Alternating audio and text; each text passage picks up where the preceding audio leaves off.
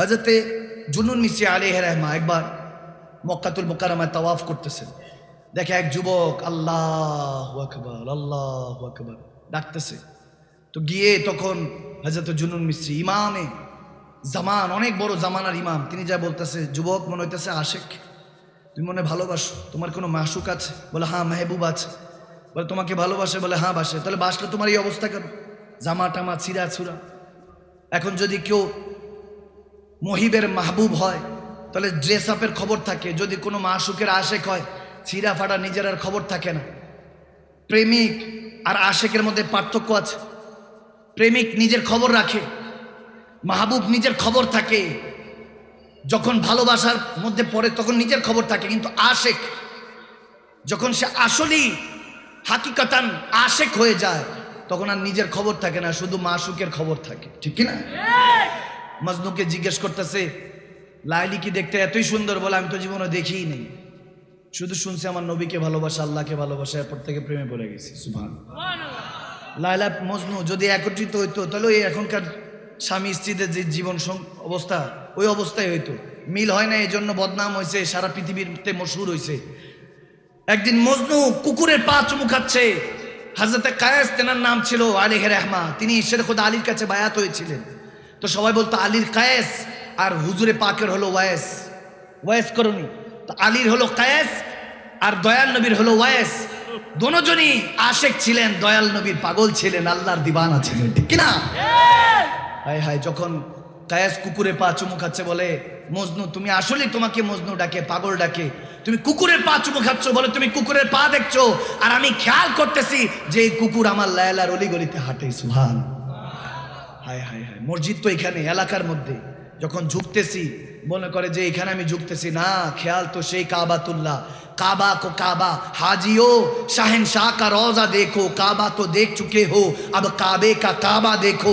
अरे যদি হাজিরা শাহনशाह রোজা দেখো, কাবা তো দেখেছো, এখন কাবার কাবা দেখো। ওই মদিনার দিকে যখন দেখো তখন কাবা বলতেছে আমার নজর দিয়ে দেখো, তাহলে পাক নজর দিয়ে পাক মদিনাওয়ালাকে দেখতে পাবে, ঠিক না? আল্লাহু আকবার। সে নবী বলতেছেন আবু বকরের কাছে আমি ঋণী।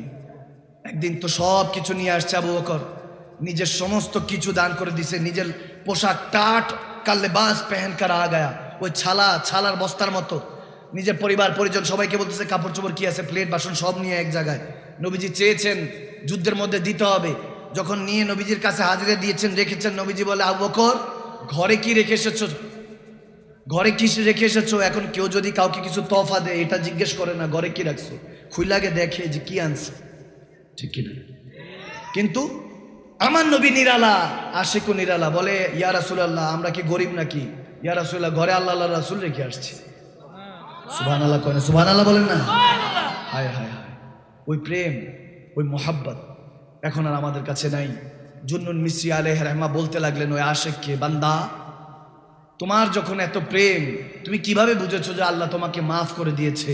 আমার নবীর হাদিস পড়তে লাগলেন ইমাম জুন্নুন মিসরি, তখন বলতে লাগলেন যে বান্দা আমার প্যারা নবী বলতেছেন যদি বুঝো যে আল্লাহ তোমার উপর নারাজ না রাজি, তুমি শুধু নিজের দিকে, নিজের দিলের দিকে তাকাও, এক লফজে কথা শেষ, এক ওয়ার্ডে সেন্টেন্সে কথা শেষ। আমার নবী বলতেছেন যদি অন্তরের দিকে খেয়াল করো এবং খেয়াল করে দেখো যে তুমি আল্লাহর উপর রাজি, যেমন ভালো রাখুক কিংবা খারাপ রাখুক, जो तेरी खुशी वो मेरी खुशी, যখন তুমি বুঝে যাবা যে আল্লাহ তুমি যেমন রেখে খুশি আলহামদুলিল্লাহ আমি তেমন থেকে খুশি, যখন তুমি দেখবা তুমি রাজি, বুঝে যাবা এক লফজ আমার নবী বলতেছে আল্লাহ তোমার উপর রাজি। সুবহানাল্লাহ কোন আরো জোরে পড়েন না? সুবহানাল্লাহ, একটু মহব্বতে পড়েন না আলহামদুলিল্লাহ। তাওয়াক্কালতুল্লাহ রাসূল, আল্লাহর রাসূলের উপর ভরসা রাখেন। নামাজ পড়তেছে, হঠাৎ করে ঘরে আগুন লেগে গিয়েছে। আলী মাকাম জৈনুল আবেদিন ইমামে হোসাইনের বড় সাহেবজাদা, যিনি একমাত্র কারবালা থেকে একমাত্র পুরুষ যিনি ফেরত এসেছিলেন। সুবহানাল্লাহ।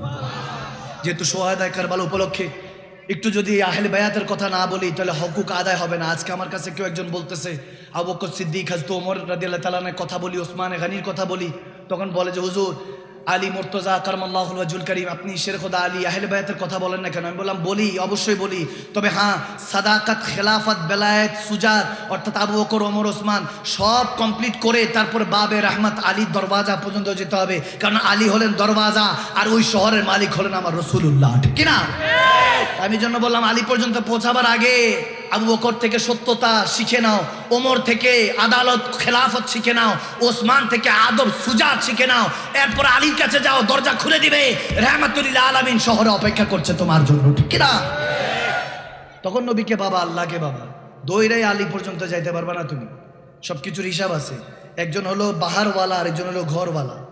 আলী হলেন ঘরওয়ালা, এদিকে আবু বকর ওমর ওসমান ওনারা হলেন বাহারওয়ালা। বাহারওয়ালা থেকে শিখতে হবে কিভাবে ঘরওয়ালা পর্যন্ত পৌঁছানো যায়, এরপরে আলী থেকে শিখতে হবে কিভাবে রসুলকে রাজি করা যায়, এরপরে রসুল থেকে শিখতে হবে কিভাবে আল্লাহকে পাওয়া যায়, ঠিক কিনা? আকিমুস সালাত আলা যিকরি, শেষ আল্লাহর সেজদা লুকাইতো, আল্লাহর ইবাদত লুকাইতো। আমার আল্লাহ বলেন কিয়ামতের আগ পর্যন্ত যে দাঁড়িয়ে থাকবে, ওই বান্দার সেজদা যতক্ষণ থাকবে, ওই মুমিনের কারণে আসমান জামান জমিন দাঁড়িয়ে থাকবে। ওই মুমিন ইন্তেকাল করবে, সাথে সাথে আমি দুনিয়া, অর্থাৎ ওই নামাজি, ওই নবী প্রেমিকটা যখন ইন্তেকাল করবে, আমি দুনিয়া কিয়ামত সংগঠিত করে দিব। ইসরাফিল আলাইহিস সালাম ফুৎকার দিয়ে দিবেন, তখন আমার আল্লাহ বলতেছেন ওই সময়ও সালাত জারি থাকবে। এতক্ষণ দুনিয়াতে যেটা ছিল এটাকে নামাজ বলা হয়েছে, আর আমি রব যেটা ইন্নাল্লাহা ওয়া মালাইকাতাহু ইউসাল্লুনা আলান নবী, আমার নবীর উপর যে সালাত পড়ি সেটাকে দুরুদ বলা হয়। রব পড়লে দুরুদ, বান্দা পড়লে সেজদা। এখনো বুঝো নাই যেটা আমার নবী করে সেটা আল্লাহ করে। আল্লাহ পড়লে দুরুদ হয়, ভালোবাসা হয়, বান্দা পড়লে সেটা ইবাদত হয়, সেজদা হয়, ঠিক কি না? প্রত্যেক নামাজ মেহফিলে জিক্রে মুস্তাফা, সুবহানাল্লাহ। 5 ওয়াক্ত নামাজ মেহফিলে জিক্রে মুস্তাফা। ওই 5 ওয়াক্ত নামাজই হলো আমরা যে মেহফিল করি, নবীর নামে মেহফিল, মিলাদে মুস্তাফা, জিক্রে মুস্তাফা।